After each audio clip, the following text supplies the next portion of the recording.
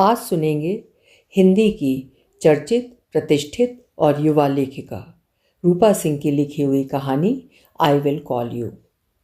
रूपा सिंह ने जेएनयू से उच्च शिक्षा हासिल की है और राजस्थान विश्वविद्यालय अलवर में एसोसिएट प्रोफेसर हैं।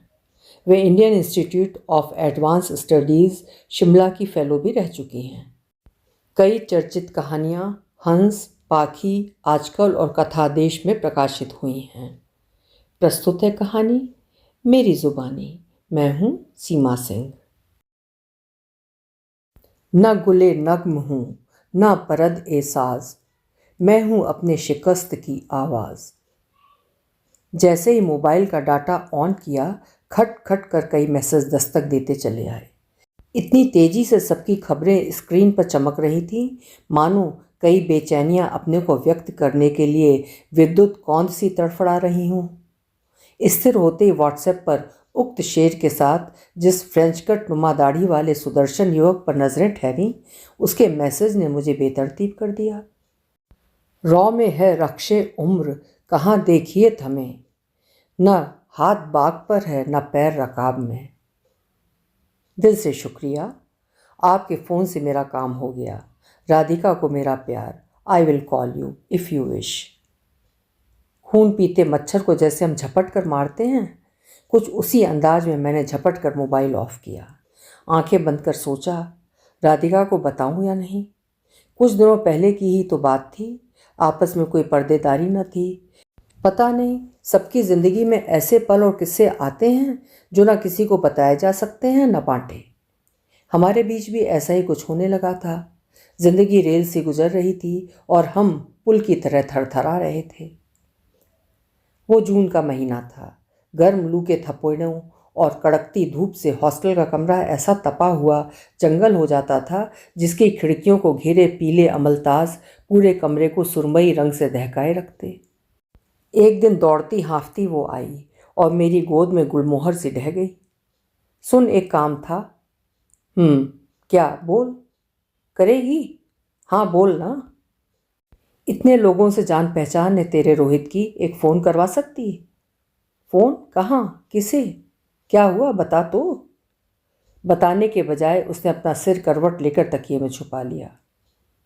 अरे अरे, हुआ क्या है, बता तो। किसी का पैसा रुका हुआ है, बॉस गुंडई कर रहा है, मिनिस्ट्री से एक फ़ोन जाएगा, गरीब का पैसा वापस मिल जाएगा। धत, कोई बात है ये? नंबर दे, हो जाएगा। कहते कहते जो उसकी झुकी ठोड़ी उठा, रत्नारी आंखों में झांका तो दंग रह गई। एक कोई और भी था वहाँ, जिससे मेरी पहचान न थी।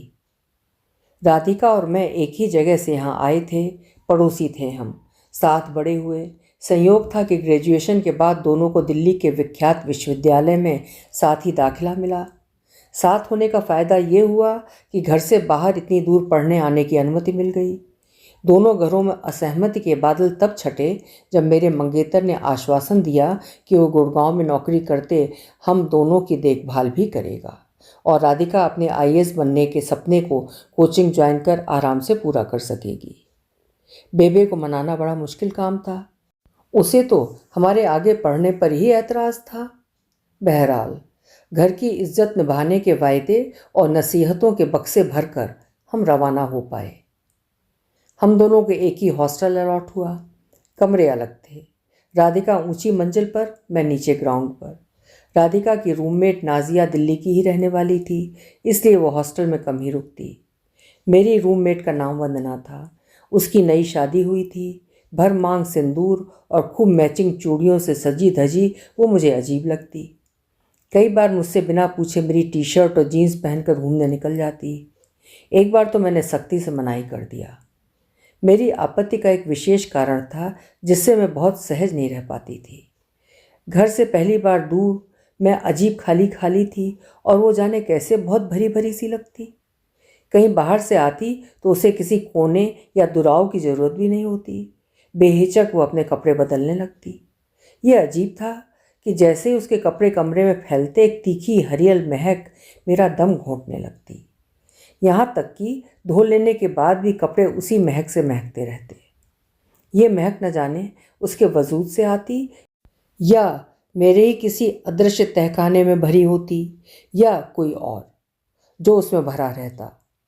कपड़ों के उतरते ही सरसराहट की तरह पूरे कमरे में तेजी से फैलने लगता। कच्ची मेहंदी और पसीने से मिली जुली ये तेजाबी गंध मुझे असह्य थी। मैं कसमसा उठती।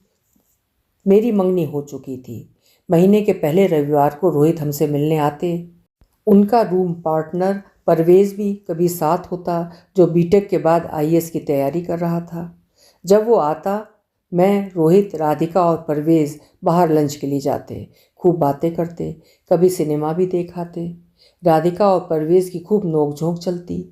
भाषा की समस्या से लेकर लव जिहाद तक की घटनाओं पर तीखी बहसें होती। कई बार राधिका ही हल्की पड़ती, लेकिन तुरंत फिर चिढ़कर चिढ़ाती, तुम तो हो ही आतंकवादी। हंसते खेलते परवेज़ का चेहरा एकदम स्याह पड़ जाता, लेकिन तुरंत संभलते अपनी जबान में ठिठोली घोलते जब वो कहता, क्या कभी मुसलमान ने कोई नुकसान पहुंचाया है आपको, या केवल नेताओं के कहने पर? मनुष्य में जाति धर्म के आधार पर ऐसी नफरत न पालिए हुजूर। तो खिलखिला हंसती, अंगूठा चढ़ाती राधिका खटखट अंदर हॉस्टल चली जाती। दूर तक उसकी पीठ देखता परवेज़ सिगरेट सुलगाता ढाबे की ओर बढ़ जाता। मैं और रोहित शाम गहराने तक वहीं नीम अंधेरे में साथ बैठे रहते। ये साथ बैठना धीरे धीरे कब हाथ पकड़कर अपने को भूल दूसरे को महसूस ना हो गया, पता ही न चला। बेबे की दी तमाम नसीहतों को पीछे धकेलते मादक रकाब नई चाहतों के साथ कब मेरे कलेजे में धाड़ धाड़ बजने लगा और मैं शर्म से कैसे कब लाल होने लगी, मुझे खबर तक न हुई। ऐसे में राधिका जो तंग करने वाले प्रश्न पूछती है, उन्हें पूछ लूँ क्या?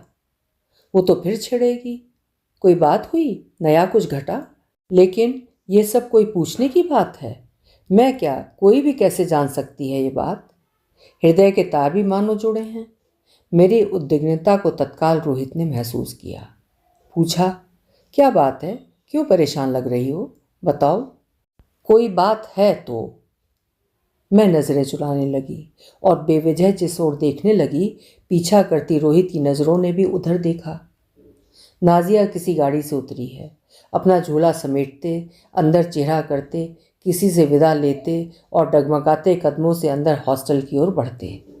उसकी ऐसी हरकतों से ही मैं शायद हतप्रभ हूँ। उसने ऐसा अनुमान करते ही कहा, यह कोई नई बात नहीं, परेशान ना हो। बड़े शहरों में आकर देखा देखी अपना दिमाग इस्तेमाल न करने से आज़ादी उच्छृंखलता में बदल जाती है। ध्यान से रहना है यहाँ। वो कुछ और भी कहता, तब तक मेरे दिल ने सुकून की एक अंगड़ाई ली कि आज नाजिया जा रही है अपने रूम में, तो राधिका वहीं बिजी रहेगी। उसके ऊट पटांग प्रश्नों से आज मुझे निजात मिली। एकदम हल्की हो आई मैं। सहजता से रोहित की बाहों पर अपना सिर टिका दिया। किसी गिरह खुलने की उन्मुक्तता को उसने भी महसूसा और मुझे कसके लपेटते हुए अपना चेहरा मुझ पर झुका लिया। आह आह, दब कर न मर जाऊं इस सुख से। देह का एक एक कोना उमग आया। आंतरिक ऊष्मा भाप बनकर मेरे अस्तित्व को पिघलाने लगी। होश खोती मैं उसके सीने में बछिया सी सिर रगड़ रही थी। प्यार की भीगी छुअन और सीने से आती मदमाती गंध किसी अंधे कुएं में मुझे धकेलती कि नज़रों में बेबे कौंध गई। गलत गलत गलत। फिर कैसी तो अचकचाती आधी सीढ़ियाँ फलांगती में दौड़ी चली आई। सांसों के दुरुस्त होते ही राधिका याद आई। क्या गलत है इसमें? कुछ नहीं, यही तो प्यार है, यही तो नई घटना है। प्यार में थोड़ा बिंदास होना है। बिंदास, इस शब्द से मेरी आंखें चमक उठी। राधिका बहुत आगे की सोचने वाली लड़की है। आईएएस की तैयारी कर रही है, कोचिंग में ग्रुप डिस्कशन करती है, नए नए डिज़ाइन के कपड़े भी पहनने लगी है। नाजिया का साथ उसे और भी तेज़ी से बदल रहा है। हम सब भी तो तेज़ी से बदल रहे हैं।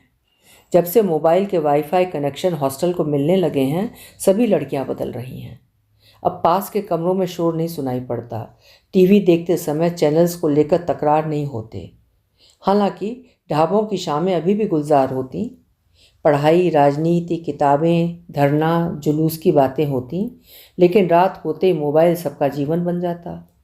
डिनर के बाद होने वाले साहित्यिक, राजनीतिक, सामयिक व्याख्यानों में सबकी मौजूदगी कम होने के साथ साथ लोकल और ग्लोबल मुद्दों पर चीखने चिल्लाने वाले भी अब कम बचे थे। इस प्रकार की अनेक गतिविधियों से कटकर कई तरह के दिव्य ज्ञानों से जो परिचय बढ़ रहा था वो बिंदास था।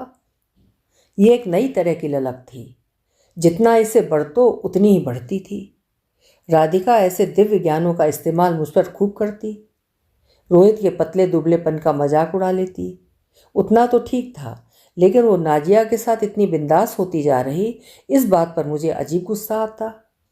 मुझसे कहती, सुन, पहले से देख ले चख ले, जो संतुष्ट नहीं कर पाया फिर तो तू कुछ नहीं कर सकती। फंस गई तो फंस गई, गई तेरी बहस पानी में।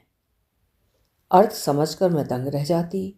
अवाक कर देने वाली बात। हम ये बात कैसे जान सकते? कभी कभी डर भी जाती। सच तो नहीं है उसकी बात। दुनिया को चौकन्नेपन के साथ पढ़ सकती है। मैं अपने तर्क ढूंढ ढूंढ कर लाती।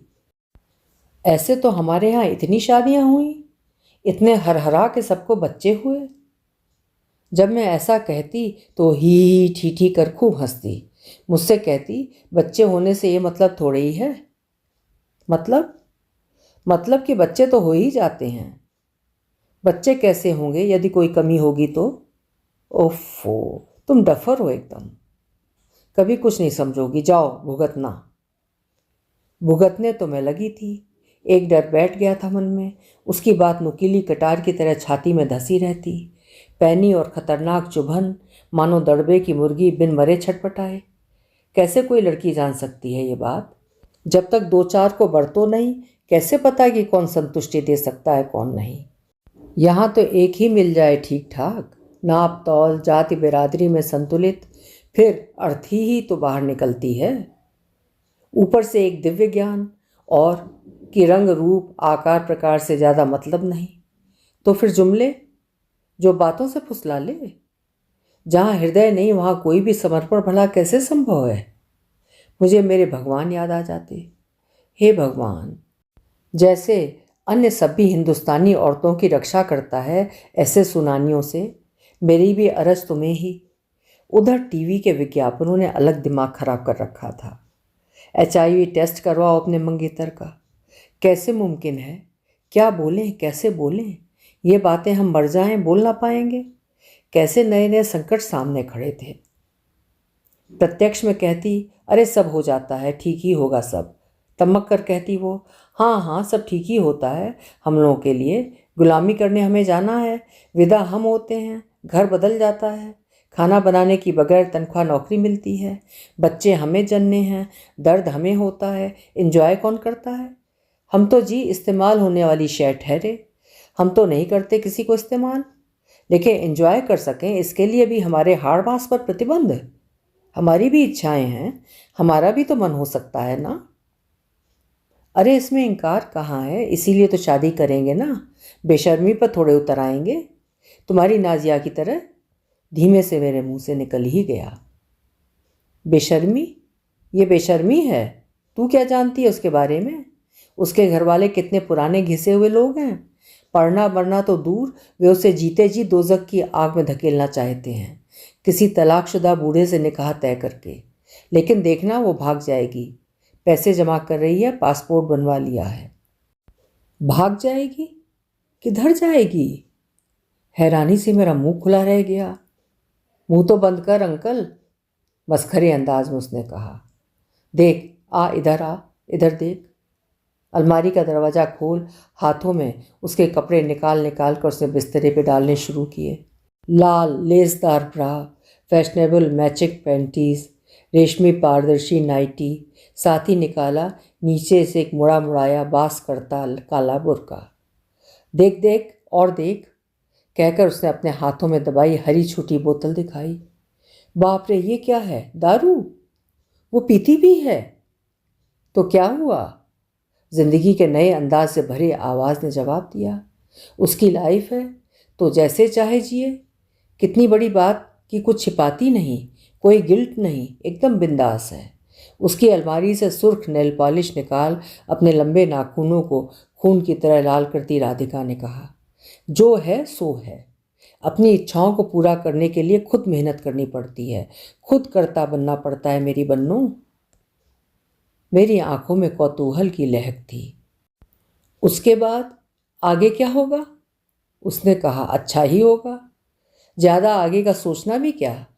कल के बारे में सोचने से ज़रूरी आज को देखना नहीं है क्या, जिस पर हमारा पूरा समाज टिका हुआ है। जब अपने निर्णय हो तो सब अच्छा होगा। तभी तो तेरे को कहती हूँ, बिंदास बन, खुद को जी। रोहित से प्यार है तो प्यार कर, बराबरी पर जी हुजूरी वाला नहीं। कभी तू भी आगे बढ़ सकती है, पहल कर सकती है, लेकिन नहीं, तू तो मिट्टी का लोंदा।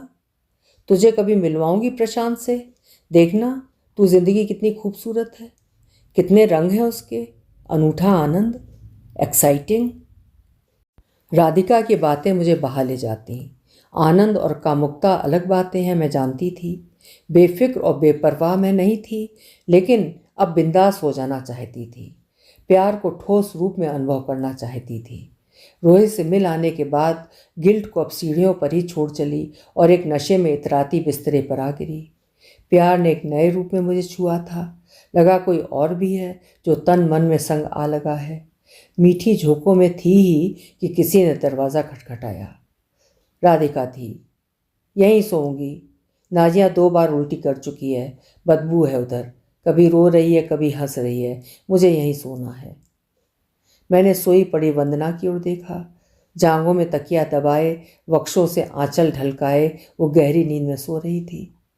हम दोनों ने आहिस्ते बिस्तरे को उठाकर उसके बिस्तरे से सटाया और सो गए।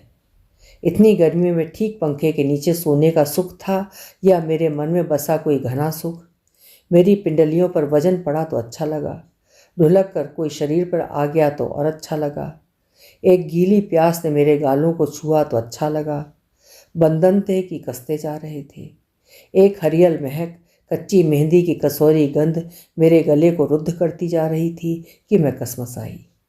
रेंगते हाथों को धक्का देती चीखती हुई मैं उठ बैठी। तड़प कर देखा, वंदना की आंखों में 2 विषधर फुतकार रहे थे। ज्वाला से सहम गई। राधिका भी उठ बैठी थी। वंदना ये देखकर करवट ले ऐसे सोई मानो कुछ हुआ ही ना हो। फिर मुझे नींद नहीं आई। पूरी रात सांपों के गुत्थम गुत्था जैसे डरावने सपने मुझे जगाते रहे। दूसरी रात डिनर के बाद मैं राधिका के पास थी, ऊपर कमरे में। उसने एकदम कहा, शी नीड्स सेक्स। सेक्स? आज ही क्लास में फ्रैंकफर्ट के दार्शनिकों के बारे में जाना। उत्तर आधुनिकतावाद, संरचनावाद, Michel Foucault, history of sexuality, sex के बारे में खास तरह के ज्ञान का विश्लेषण।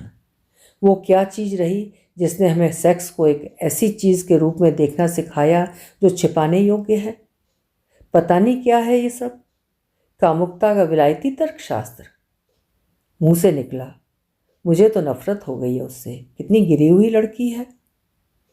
क्यों, इसमें क्या है? उसका जवाब आया, वो मैरिड है, उसे चाहिए होगा, लेकिन देख एक बात तो है, वो निष्क्रिय और निष्प्राण नहीं है। यानी स्त्री होकर भी वो अपनी इच्छा रखती है, डिमांड तो करती है। राधिका शुरू हो गई। अब वो खिलखिल हंसती जाए और अपने दिव्य ज्ञान से मुझे आलोड़ित करती जाए। मेन बात यही होती है, प्रेम प्यार शादी ब्याह सब फोर प्ले है, इसी का तो सारा खेल है। लेकिन एंजॉय करने की बाजी पुरुष के हाथ रहती है। तेरे को समझाती हूँ तो तू समझती नहीं। स्त्री को भी सक्रिय और सजग रहना होता है। ये सब सबके बस का नहीं, मेल चाहिए होता है बराबरी का। यही तो मानती हूँ। पहले मन मिले, फिर अन्य भाव जैसे हृदय परिवार, फिर संबंध बने, शादी हो। मैंने छूटते ही कहा, ओफो, तू दूसरा चैनल पकड़ लेती है। कितना भयानक नैतिक दबाव है हम लोगों पर ये बाबा। जानती है, हमारे भारत में से इतना पतनशील और अनैतिक नहीं मानते थे। ये सब विक्टोरियाई नैतिकता के दबाव हैं। रमन सर की भाषा, ये उन्हीं की भाषा बोल रही है। मुझे रमन सर याद आए। राजकमल चौधरी, कृष्ण बलदेव वैद्य, कृष्णा सोबती के पात्रों की चर्चा करते हुए कहा था उन्होंने, हमारे यहाँ नैतिक तंत्रों के इतिहास की जांच पड़ताल फिर से होनी चाहिए। तेरी बातों के बाद तो और मुझे लगता है कि हमारे यहाँ नैतिक तंत्रों के इतिहास की जांच पड़ताल कितनी ज़रूरी है। रुक, तुझे रंजीत से मिलवाती हूँ।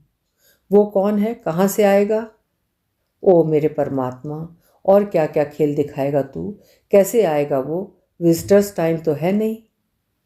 अरे देखती जा, एक आंख दबाती राधिका ने कहा। व्हाट्सएप पे आएगा, तू देख क्या मस्त इंसान है। क्या होती है जिंदगी और क्या होते हैं जिंदगी के मजे, देखेगी? रुक। सुर्ख धारदार नाखूनों ने मोबाइल का बटन दबाया। खट। ओह, कवर पेपर पर भी वो। अच्छा, तो इतनी नज़दीकियां बढ़ गई हैं। वैसे पट्टा है शानदार, दबंग शेर की तरह। जुल्फ़ें और फ्रेंच कट दाढ़ी इतनी नुकीली जिनसे मेरे उस कोटर की दीवारें छिलने लगीं, जिनमें रोहित शहंशाह सलीम की तरह मुस्कुराते रहता। रोहित का ध्यान आते उसकी आवाज़ कानों में पड़ी। आंखें देखो, रोहित ने हमेशा कहा था, दिल्ली में इतना घबराने की ज़रूरत नहीं। यदि किसी की बातों पर शक लगे, सीधे उसकी आंखों में देखो। देखा तो सब बैन था। काले चश्मे पर सुनहरे अक्षर चमक रहे थे, रेबैन। अपनी कत्थई आंखों से उसे परख ही रही थी कि राधिका ने कोहनी मारी। ऐसी ऐसी बातें करता है कि बस पूछ मत।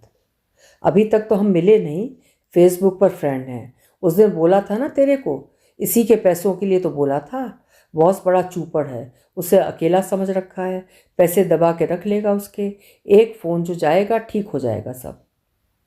ओह, तो ये बात है। इतने कम दिनों में इतना आगे बढ़ गई है ये लड़की। सच था कि इन कुछ महीनों में हमारी 18-20 सालों की बिनानी सीमेंट वाली सोच के महानगरीय प्रभाव वाले चूहे मही दांतों से कुतर रहे थे। रोज़ एक दीवार बनती, फिर गिर जाती। क्या बचा रह जाने वाला था? यह एकदम अनिश्चित था। मैंने पूछा, नाम क्या है? बताया तो था, प्रशांत मेहंदी रत्ता। आश्वस्त हुई। जिस पतीली का वह चावल था, उसकी देग हमारे चूल्हों पर चढ़ाई जा सकती थी। राधिका बोल रही थी, मलेशिया गया हुआ है, अगले महीने आएगा। उसी से शादी करनी है मुझे। ऐसी हॉट बातें करता है, मैं नहीं रुक सकती। तू भी मेरे लिए पैरवी कर देना। देखना, तेरे से पहले बच्चा भी जन्म लूँगी। एक चमकीली जानलेवा चमक उसकी आंखों से गुजर कर पूरे वजूद में भर गई, जिसके नीचे मैंने स्पष्ट देखा, आईएएस बनने का सपना धराशायी पड़ा, अपनी चूलें गिन रहा था। पत्नी माँ बनना अब भी कितना लालायित कर देने वाली महिमामयी पोस्ट है। कई मेधावी सपनों को पल भर में बुहार कर हाशिए पर ढकेलने की मारक क्षमता से लैस। अचानक इन संस्था तंत्रों के इतिहास की जांच पड़ताल एकदम जरूरी लगने लगी। दरिया दिली से मेरी बाहों पर सिर रखते हुए उसने कहा, ऐसी ऐसी बातें करता है रे, पूरा बदन तपकर दहकता कुंडा हो जाता है। मिलवाती हूँ तेरे को, सुनना सब। खट। एक मिस कॉल दिया गया। हम दोनों एकदम तैयार, सब सुन लेने को। मैं खूब तत्पर। सारी इंद्रियां मानो कान बन गई हों। दोनों बिस्तरों को सटा लिया गया। मैंने राधिका को देखा तो दंग रह गई। सिरहाने के बल औंधी लेटी वो जल में हिलोरें मारती मागुर मछली लग रही थी। फ़ोन घनघनाया। हेलो, कैसी हो जाने मन? स्पीकर से सधी नफासती मुलायम आवाज़ उभरी। राधिका की दोनों आंखों ने मुस्कुराकर मुझे देखा। उत्तर में देर होते ही एक बेचैनी कमरे में तिराई। बोलती क्यों नहीं, बोलो कुछ। तुम्हें तो पता है, तुम्हारी प्यारी आवाज़ मेरे रगों को कैसे तड़का देती है। व्हाट्सएप पर आओ ना, देखना है तुम्हें। नहीं, आज नहीं, ऐसे ही बातें करो, राधिका गुनगुनाई। वो शायद मेरी उपस्थिति से संकुचित थी, या शायद आगे होने वाली बातचीत के विवरणों से वाकिफ थी, जिसमें उत्तेजना बढ़ती जाती है और तंद्रा गुम होती जाती है। फ़ोन पर आवाज़ आई, ठीक है, लेकिन मैं तुम्हारे करीब आना चाहता हूँ, बहुत करीब। इतना कि तुम्हारे घने बाल मेरे सीने पर लहरा जाएं, तुम्हारा चेहरा मेरी बाजुओं में। उफ, तुम्हारी गर्दन कितनी सुडौल है और कितनी सुंदर, प्यारी, रस से भरी। चूम रहा हूँ तुम्हारे घने बालों को, चूम रहा हूँ आँखों को। तुम फिसल रही हो, महक रही हो। कितनी गुदास पी जाऊँगा इस सारी महक, खुशबू, सारे रस। ओह। फुफकारती सी आवाज़ गूंजे जा रही थी, पूछ रही थी, खूब प्यार करोगी ना तुम? बोलो ना तुम, ऐसे ही प्यार करोगी ना तुम भी? सच, कैसा तो नशा छाने लगा। आंखें खुद ब खुद बंद होने लगीं। होश खोने लगे थे हम।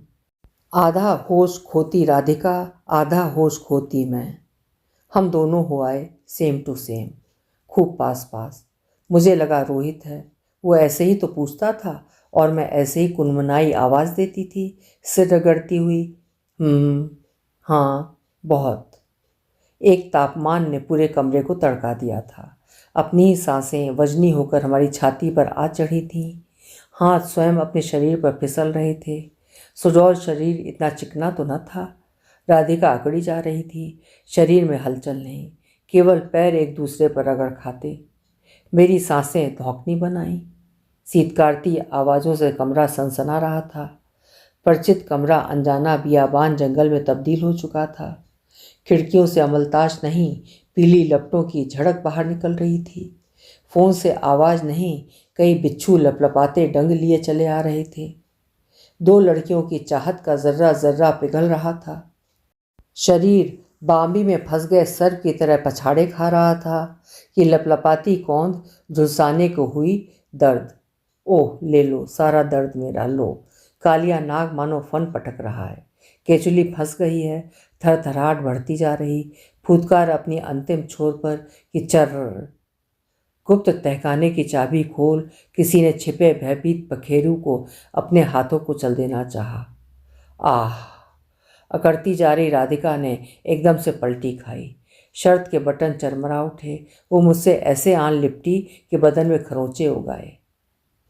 वही सपना था, वही डरावना सपना, सांपों के गुत्थम गुत्था वाला। वही महक थी, कच्ची मेहंदी की पत्तियों वाली हरियल महक। मैं एकदम चीख पड़ी, स्टॉप इट, बंद करो ये सब। सिरहाने रखा जल भरा तांबे का लोटा धप से जमीन पर आ बिखरा। कमरा एकदम स्तब्ध, फोन साइलेंट। दो सिहरती भीगी लड़कियां, छन्न छन्न नाच रहा था खाली लोटा।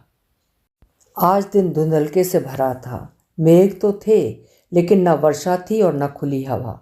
डूबता सूरज शर्मिंदा सा अपनी अंतिम किरणें लिए मेरे कमरे में आया तो उतरे मुंह वाली राधिका को भी साथ लिए आया। वो कुछ कहना चाहती थी, लेकिन अपने दबे ढके अंगों के बगावती तेवर से मैं स्वयं जुगुप्सा और वितृष्णा से बिलबिला रही थी, सो असाधारण चुप्पी ठान ली। रोहित की नज़रें एक्सरे थी। उसने बार बार पूछा और सारी बातें जान ली। उसकी आंखों में चिंता की लकीरें दौड़ गईं। ठहर कर उसने कहा, राधिका को बोलो वो बचे ऐसे लोगों से। तुम लोग नहीं जानते महानगरों में कैसे कुंठित लोग भरे हुए हैं। मेरे सामने सिगरेट पीने से परहेज करने वाला परवेज न जाने क्या सोचता हुआ एक के बाद एक कई सिगरेटें सुलगाता जा रहा था। चिंता और घृणा मुझे भी हुई थी, लेकिन राधिका का स्पष्ट उत्तर था, अरे यार बिंदास बन, ये कोई पाप थोड़े ही है। किसे इच्छा नहीं होती इस प्लेजर की। हमारे भारत में इस आनंद पर ग्रंथ ग्रंथ लिखे गए हैं। ये आदिम और नेचुरल भाव है। अच्छा और पवित्र दिखने के चक्कर में इसे केवल दबाया नहीं गया, बल्कि अश्लील अनैतिक तोहमतें भी लगाई गईं। तो सोच ना, हम कैसे इन्वॉल्व हो गए थे। एंजॉय भी तो कर रहे थे ना हम भी। और फिर जो दूर से ऐसी हॉट फीलिंग्स देता है तो सोच रियल में कितना हॉट होगा। एक जहरीली चमक उसकी आंखों में थी, जिसे अब मैं थोड़ा थोड़ा पहचानती थी। जैसे सुख के क्षण होते हैं, वैसे ही बड़े हो जाने के भी। हमारे बीच एक ऐसा पेड़ उगाया था जिसके चिर परिचित घोंसले से मैं अपनी जीवन और दुनिया का स्वाद लेना चाहती थी, और वो अनजान डगर में अपने पंख फैला बिंदास उड़ जाना चाहती थी। हमारा बचपन उसी पेड़ के किसी कोटर तले दबकर रह गया था। शाम की ललछौई में वही राधिका सिसकियां भरती हुई रोती हुई मेरी गोदी में आन गिरी तो मैं थोड़ा डरी। उसके बालों में फंसी गुलमोहर की पंखुड़ियां टूट टूट कर बिखर रही थीं। जाने कहाँ सुबह से गायब थी। अभी शाम 5 बजे लौटी है। बेबे बनकर कई बार समझाया था, मिलने जा लेकिन संभल कर। यही बंदा शादी से मुकर जाएगा कि पहले से सोई खेली खाई लड़कियों का क्या भरोसा। कहने को उत्तर आधुनिक युग, स्त्रियों के लिए अब तक आधुनिक तक न हुआ ये पाषाण युग। स्त्री की इज्जत को अभी तक परिवार की मर्यादा गरिमा से जोड़ता है। राधिका है तो उसी पुराने अंगने की पौध, लेकिन नई शिक्षा ने दिमाग खराब कर दिया है। हवा में झूमने और बिखर जाने के अंतर को शायद भूल चुकी है ये लड़की। मलेशिया से उसके लौटने की खबर सुनते ही बेकल होकर सच संवर कर उसका यूं उड़न छू होना, बीती शाम को लौटना, इस तरह रोते जाना, क्या समझूं मैं? और कुछ ऐसा तो नहीं हो गया जो अभी नहीं होना था? उसकी ठोड़ी प्यार से उठाते हुए पूछा। क्या हुआ? हो गया सब कुछ? खेल खत्म? खेल? हाँ, खेल ही तो। खेल खत्म? रोती राधिका गोद से एकदम उठ बैठी। कुछ नहीं हुआ, कुछ भी तो नहीं हुआ, और खेल खत्म हो गया? क्या मतलब? उसने अपने दोनों हाथों को उलटते पलटते कहा। कुछ हुआ ही नहीं। उसकी आवाज में ऐसी सर्दी थी कि मैं लरस गई। रो क्यों रही है फिर? रो कहाँ रही हूं? उसने तुरसी भरकर जवाब दिया। मैं उसे गौर से देखती रही। नीली पनीली आंखें, गुलाबी गाल, पीली पेशानी, लेकिन गुलाब से पिंक होंठ आज स्याह। मन में कैसी तो ममता जगी। अचानक जैसे पिछली कोई बात अब जाकर समझ आई हो, राधिका ठठाकर हंसती खिड़की पर जा खड़ी हुई। दिन भर के ताप से बोझिल सूरज को हाथ हिलाकर मानो सुकून से विदा किया और मेरी तरफ मुड़ी। तेरे वादे पर जिए हम तो ये जान, झूठ जाना कि खुशी से मर न जाते गर एतबार होता। पसंदीदा पंक्तियां सुनते ही समझ गई चोट तगड़ी लगी है, लेकिन मरहम का इंतजाम भी हो रहा है साथ साथ। उसने बोलना शुरू किया। ऑफिस में बड़ी गर्मजोशी से मिला वो ऐसे जैसे सबके सामने गले से लिपटा लेगा। दिल दहाड़ दहाड़ बज रहा था। बाहर ले गया, फिर हमने साथ खाना खाया, खूब सारी बातें की, घर की, परिवार की। तुम्हें मालूम है वो पंजाबी नहीं मारवाड़ी है, प्रशांत मंधाना। उसका परिवार कलकत्ते में बस गया था। सारा बिजनेस ठप हो गया तो वो मार्केटिंग एडवर्टाइजमेंट के लिए काम करने दिल्ली आ गया। लंच के बाद हम कॉफ़ी के लिए पार्क में आ बैठे। अंततः मैंने पूछा, तुम्हारा घर कहाँ है? कहाँ रहते हो?